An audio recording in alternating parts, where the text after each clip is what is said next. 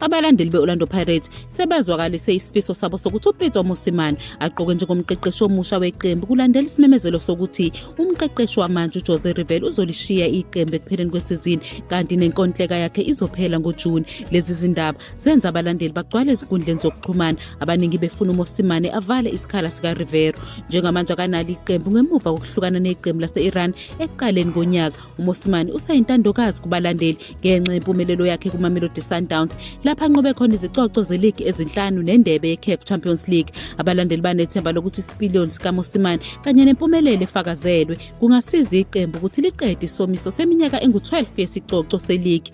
Yize uMosimane ekhethwa ngabaningi, kukhona nabalandeli abalwela ukuthi uRulan Mokwena, umqeqeshi weWydad Athletic, anikwe elinye ithuba lokuhola iPirates. uMokwena uke wabamba isikhashana njengomqeqeshi weqembu phakathi kuka-Agasti noDisemba ka-2019. Ikhwelo lokuqokwa kukaMosimane ligcizelela ukukhulu okulindelwe ngabalandeli bePirates ukuthi iqembu linqobe isicoco seligi. Isinqumo sokuhlukana noRivero sishiya abalandeli abaningi bemagange ngoshintsho oluzoletha impumelelo, futhi ukuqashwa okungenzeka kukaMosimane nerekhodi lakhe eliqinisekisiwe kungaba isinyathelo esibalulekile kufezeni lezo zifiso. Nokho-ke inkulumo mpikiswano ngokuthi ngubani okumele athathe izintambo iphinde iqamise uqhekeko phakathi kwabalandeli, iveza imibono eyahlukene ngendlela okufanele ilandelwe yiqembu kumasizini azayo.